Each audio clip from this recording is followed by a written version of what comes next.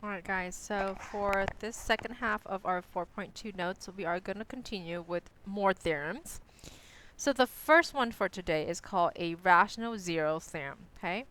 Let f be a polynomial function of degree 1 or bigger of the form f of x equals a subscript n times x to the nth power plus a times, let me zoom in, plus a subscript of n minus 1 times x to the n minus 1 power times dot dot dot plus a sub 1 times x plus a sub 0, where a sub n can never be 0 and a subscript of 0 can never be 0. Now if you look at this is the definition of polynomial, as you can remember. A subscript n is the very first term, so let's fill this in. This is first leading coefficient. Okay, let me zoom out so you can see what I'm writing. Okay, so that's your first leading coefficient. And then if you glance back at our polynomial function here, this right here is your last term. Okay, because there's no x next to it, this is the last term, which is a constant. That means it doesn't change, right? There's no x. So x is what's giving you the variable. Variable means it's going to change. All right, so keep on going. Where each coefficient is an integer, so each coefficient is an integer. If p divided by q in its lowest term, that means reduce, it's a rational zero of f, then p must be a factor of a sub 0, which is the last term, and q must be a factor of a sub n, which is the first term. So let's look at this really quick. Let's break this down. It says, hey, you know what? Each leading coefficient, it's an integer. It means negative or positive whole numbers. If some rational zero means it can be a fraction. Okay, a fraction answer. Okay, so if this function f has a answer in a fraction format, then this is what it's saying. Then this p, okay, on the numerator of this answer must come from this last term, and the denominator, the q, must be a factor of the first leading coefficient. We are going to practice a lot of the p over q in a little bit, so right now, that's what it's saying. If you have an answer at all, a real zero that's rational, then it has to be a factor of this divided by a factor of that. That's what it's saying, okay? One more theorem. Every polynomial function with real coefficients can be uniquely factored into a product of linear factors and or irreducible prime, which is called a quadratic factor. What that means is this. Here's a polynomial, x to the third minus 8. Okay? It says here, every polynomial with a real coefficient. So this is coefficient of 1. This is a negative 8. If I were to factor it out, hopefully you guys remember a cubed minus b cubed. Factor this difference of two cubes, which is a minus b times a squared plus ab plus b squared. Okay.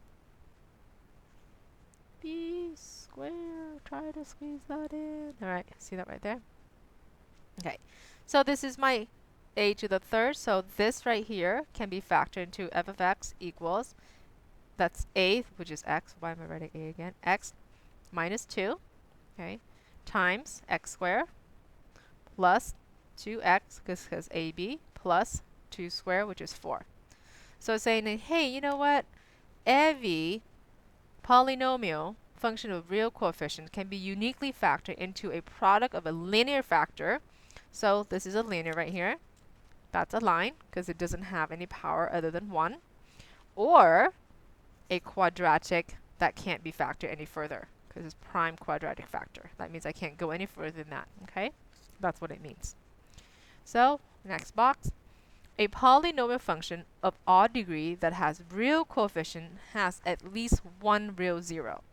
That means that, hey, if I have an odd here, okay, with the real coefficient, I know that I'm going to have at least one real zero, meaning I'm going to cross or touch x-axis at least one time. That's what it means. Okay. All right, our last theorem of today. Then we're going to go do some examples. Intermediate value theorem, and this is super important, okay? Let f denote the polynomial of a function. If some a value is less than b, so let's find some a value. See, this is a value right here, okay? B is over here, so notice how a comes before b, so therefore a is less than b. Check, okay? If f of a, okay, let's find if a is here and a is on the bottom. See this right here? This is f of a. You guys see that? Okay. Let me use a different color for b. Here, b. There. That's b. If f of a and f of b, so here's f of b. Since b is here, okay, f of b, that means the y value for b. Here's f of b. Okay. B is up here. F of b. Okay. If f of a and f of b are opposite signs, okay? So f of b is positive. Can you see that? F of a is negative. There is at least, highlight, at least one real zero between a and b, which makes sense. If I'm going from a negative to positive, I have to cross over my line of zero. Wouldn't you agree? So it's so simple to understand, but it's so important, okay? So if a is less than b, and if f of a and f of b are opposite signs, one's negative, one's positive, it doesn't matter which one, then there will be at least one real zero in between. And that's all that's saying for the intermediate value theorem. Okay, now let's go and do our example 2 and example 3 today. Okay, example 2. Determine the maximum number of real zeros that each polynomial function might have. Then list the potential rational zeros of each polynomial function. Do not try to find the zeros, okay? Okay, so let's find the max number of real zero. This one has a degree of 3. Okay, so max number of real zeros, max real zeros, it's also 3. Okay. Turning points would be 2 turning points, but max real zero would be 3. Then the second piece, it says, then list the potential rational zeros of each polynomial function. So what we need to do then, we need to find the p over q. So let's, potential rational zeros are the things that's called p divided by q. Anytime you see that definition or that direction, you are pretty much giving me the p divided by q, okay? So let's find all my p's. Your p's will come from the end point, okay? So p is going to be 10, and what you're going to do is you're going to write the factors of 10, okay? So let's list it out. 1 times 10 is 10. So is negative 1 times negative 10. So what you need to do is write plus or minus every one of those.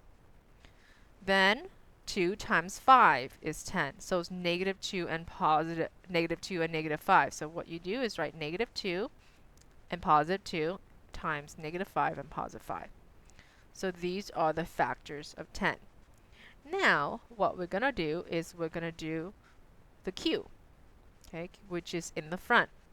Your q is negative 6, and now what we're going to do is we're going to find factors of negative 6.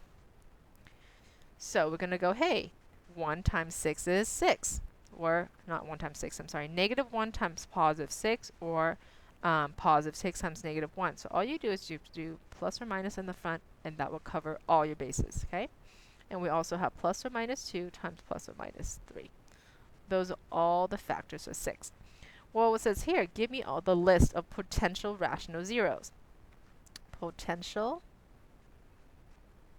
rational, that means fraction, zeros are, okay, let's start. Here we go, p divided by q. Okay, and you're going to take 1 at a time. 1 divided by 1, it's 1. And yes, you do have to write plus or minus. Okay? Please don't ask me if I have to write plus or minus. You have to write plus or minus. I'm still going to do 1. 1 divided by plus or minus 6 is plus or minus 1/6. 1 divided by plus or minus 1/2 is going to be plus or minus 1/2. 1 divided by plus or minus 1/3 is going to be plus or minus 1/3. These are all potential. That means it can be a 0, okay, if there is a rational answer from here at all. Not just from one factor. Let's do the second factor. 10 divided by 1 is going to be plus or minus 10. 10 divided by 6, if I reduce that, I'm going to have divide top by 2, divide bottom by 2. It's going to be positive and negative 5/3, which I don't have yet, so I'm writing it. 10 divided by 2 is going to be plus or minus 5. 10 divided by 3, I can't reduce, so I'm going to keep it as 10/3. Okay? Make sure you have to reduce. So that is done with my 10. 2. 2 divided by 1 is 2. I don't have that yet, so I'm going to write it. Okay? 2 divided by 6, if I reduce that, I'm going to have 1/3. I already have 1/3, so I'm not going to write that over. 2 divided by 2, that's going to give me 1. I already have 1, so I'm not going to write that over. 2 divided by 3, that's going to be 2/3. I don't have 2/3 yet, so I'm just going to write that over here in my list of potential. Okay? All right. 5 divided by 1 is 5. Do I have 5 yet? Yep, I do, so I'm not going to write that over. 5 divided by 6, that's going to be 5/6. Do I have that yet? I have 2. Nope, 5/6. Not yet, so write that down. Then 5 divided by 2. Do I have 5 halves yet? Nope, not yet. So 5/2. And 5 divided by 3 is 5/3. I have that already, so I'm not going to write it down. And yes, you have to write the plus or minus. So 1, 2, 3, 4, 5, 6, 7, 8, 9, 10, 11, 12. I have 12 numbers, but because of plus or minus, I have 24 different possibilities, right? That what my answer may be. So that's why they said, hey, don't sit here and try to find it. I just want you to give me a list. Okay? All right, let's go on to example B. Example B. Same thing. First, think about the degree of this polynomial. The degree is 6. It didn't ask for it, but I just want you to see how this is related.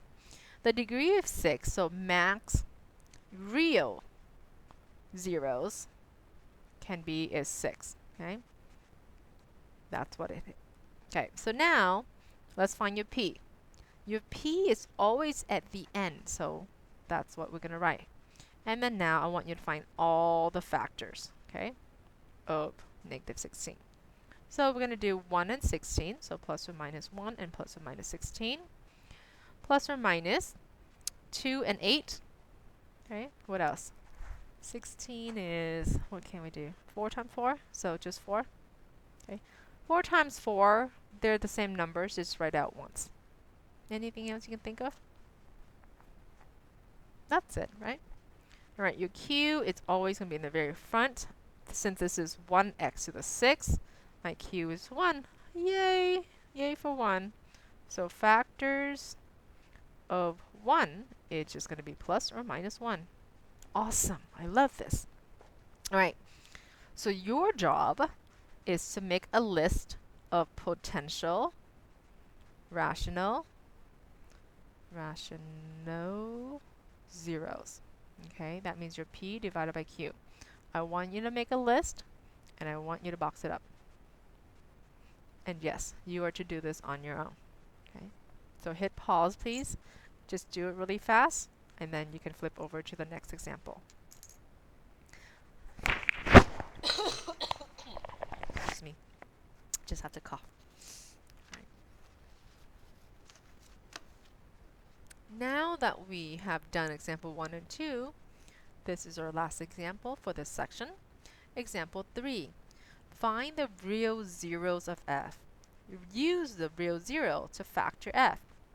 aka find the real solutions, okay? Now, let me tell you what's going on.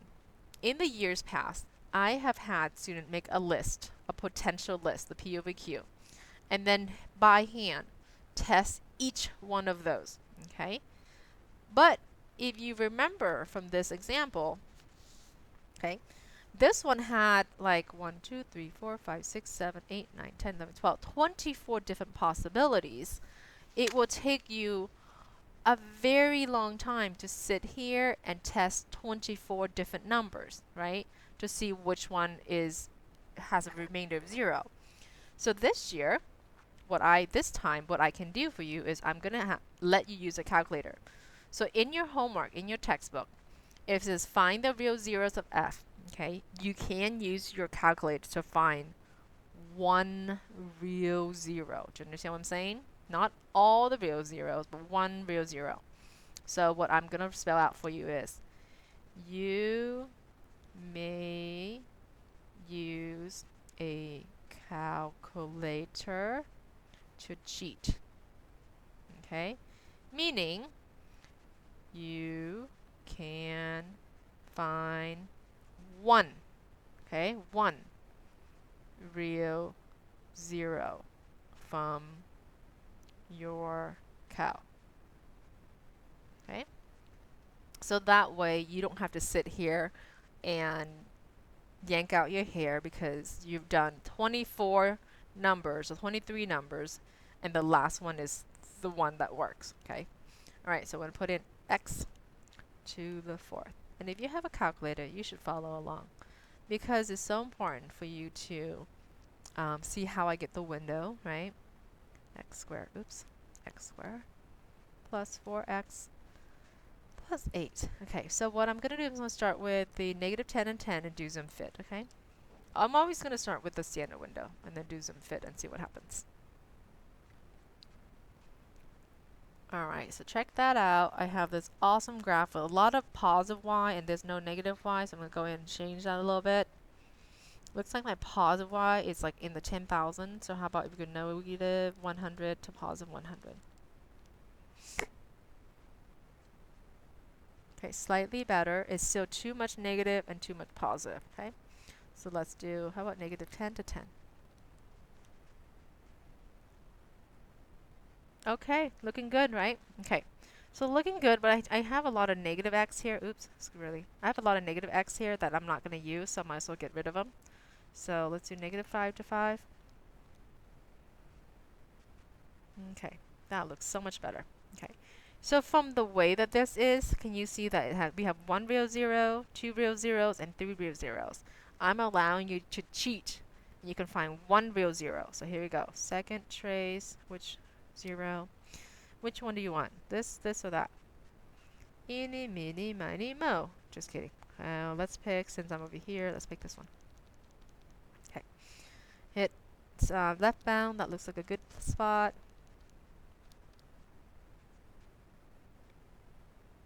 Okay, so that 0 gives me a positive 2. Can you guys see that? Okay. So I cheated. Okay. One real 0 from calculator is, we said it was x equals 2. Okay. Okay, so now that we have 1, what do I want you to do from here? Now that you have one real 0, I want you to do it by hand. You're right, okay? And what do I mean by that? I want you to find all of them, okay, by hand from this point on. So what I mean is, now that I have 1, I know I can have at most 4 real zeros. Would you agree? At most 4 real zeros, okay? I now have 1, so let's do the rest by hand. Do you guys remember synthetic division? Okay, use synthetic division or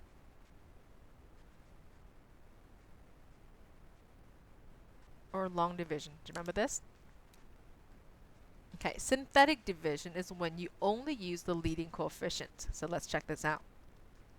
First, check to see if we have missing terms. Okay, again, I'm repeating. Check to see if we have missing terms, meaning that when it's in descending order, there's no gap in between. X to the fourth, x to the third, x squared, x to the first, and no x. Looks great. So since I don't have any missing terms, I'm going to write the leading coefficient here. This one is 1. This is -1. This has a leading coefficient of -6. This has the leading coefficient of 4. This has a leading coefficient of 8. Okay? And make a box. This is where I'm going to put in my 0, which is 2. And now, draw a line. Okay? The first thing you do is bring this number straight down, just like that. Then from here, you're going to multiply. Okay? Once you're done multiplying, you put it right here. Okay, so let's try it. 2 times 1 is 2. Then you're going to add. You're going to add these two together. So go ahead and add -1 and a +2 is going to give me a +1. Multiply. Now take this, multiply, put it right there. 2 times 1 is again 2. You're going to combine them. -6 and a 2 is a -4. Again, you're going to multiply. Every time you put a number down here, you multiply. 2 times -4 is -8. Combine them. You're going to end up with -4 again. 2 times -4 is going to be -8. This is where your remainder is. Okay, this is your remainder. We do expect the remainder to be 0 because when I add them, it comes out to be 0. Well, we knew the remainder is 0 because when we use a calculator, it said this is a 0. So obviously, I wouldn't have any remainder. So what you now have left is this. These are the leading coefficients, okay? We started with f of x equals x to the fourth. This is now x to the third plus x squared minus 4x minus 4. Okay, so this is our leftover function. So this is what we have. X to the third plus x squared minus 4x minus 4. So on the test, from here, okay, how do I find the rest of my 0? Keep in mind, I have at most 4. I have 1 from the calculator. So from here, now that I have a smaller polynomial, I can try to factor. Okay, factor. So we can factor by grouping. I'm going to group those two. I'm going to group those two. These two, they have x squared in common, so factor out your x squared. When I have factor x squared from x to the third, I have x. Factor x squared from x squared, I have 1. These two, they have -4 in common. -4 divided by -4 is positive x. -4 divided by -4 is positive 1.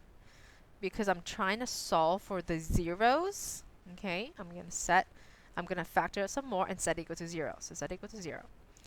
These two are in common, so factor that out one more time. This one I have x squared minus 4 equals 0. Factor this out one more time because that's a different 2 squared.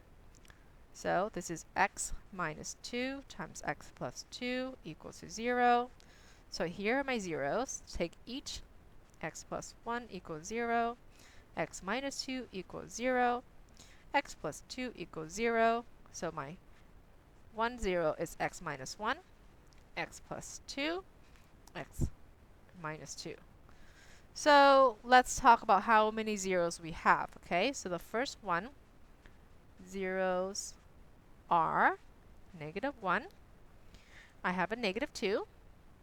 I have a positive 2 here and a positive 2 here, so positive 2, multiplicity of 2. So these are my real zeros. Notice how you can get 1 from cheating using a calculator, but the rest, all of this, by hand. Let me spell it out for you. By hand. You got it? Okay? All right.